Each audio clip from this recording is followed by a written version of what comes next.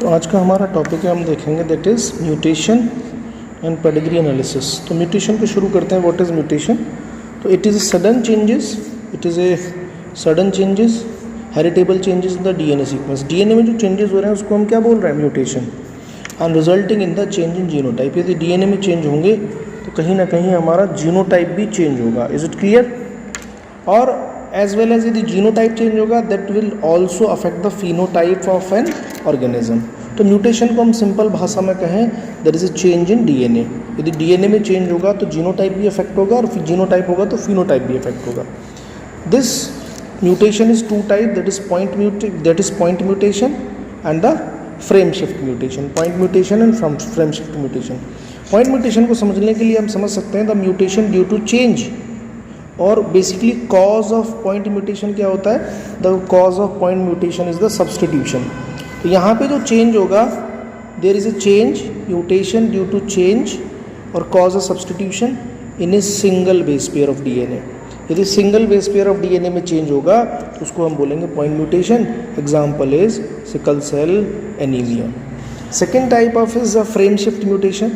Frame shift mutation को यदि हम देखें, फ्रेम शिफ्ट म्यूटेशन का कॉज होता है डिलीशन या इंसर्शन। हम कह सकते हैं डिलीशन या इंसर्शन। इंसर्शन को हम कह सकते हैं addition. Okay, base pair resulting in the shifting of the DNA sequence.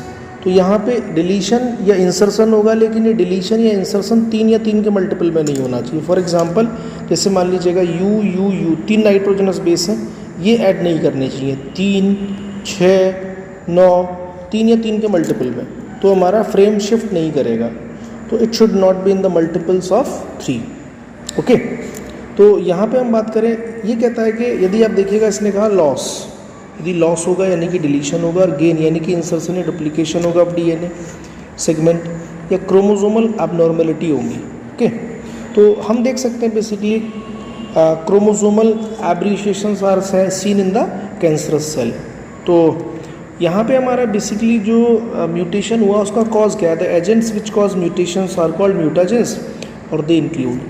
Mutation basically हो क्यों रहा है? इसका मेन रीज़न फिजिकल म्यूटाजेंस हो सकते हैं या फिर हमारे केमिकल म्यूटाजेंस हो सकते हैं। फिजिकल म्यूटाजेन के अंदर क्या आ सकता है? UV radiation, alpha, beta, gamma rays हो सकती हैं, एक्स रेज हो सकती हैं। इसके अलावा केमिकल म्यूटाजेंस के अंदर हमारा फिनॉल हो सकता है, फॉर्मेलिन हो सकता है, ईडीटी हो सकता है, and there may be the other chemicals. Next is the pedigree analysis. Pedigree analysis को यदि हम देखें तो what is pedigree analysis? तो pedigree analysis in humans यदि हम देखें तो that control crosses are not possible. मतलब हम parent का क्रॉस प्रोजेनी के साथ नहीं करा सकते। So the study of family history about inheritance is used. तो हम लोग we are studying about the inheritance pattern of a genetic disorder in a family through a family tree diagram, that is known as a pedigree analysis. Okay, तो यहाँ पे हम देखें तो ये कहता है कि such analysis of genetic trait in several generations of family is called pedigree analysis, and this the representation of the chart showing family history is called the family tree, or we can say that is the pedigree. So in human genetics, pedigree study is utilized to trace the inheritance of a specific trait या abnormality of a disease. यहाँ पे pedigree analysis के कुछ symbols और signs होते हैं जिनका हम इस्तेमाल करते हैं। मेल के लिए हम we are using the square box, for the female we are using the circular box. Sex unspecified यदि ये सिंबल हमारा होगा। अफेक्टेड इंडिविजुअल मतलब हम लोग कलर फिल कर देंगे इसके अंदर। मीटिंग मतलब हमने देखा ये हमारा मेल है, ये हमारा फीमेल है, मतलब this is a married couple, इनकी मीटिंग होगी। यदि हम देखें, यदि हम इसको 2 लाइन से कनेक्ट करेंगे, ये वाला केस आप देखिएगा, तो meeting between the relative, that is consanguineous marriage. Okay, consanguineous meeting यानी कि मीटिंग बिटवीन रिलेटिव्स।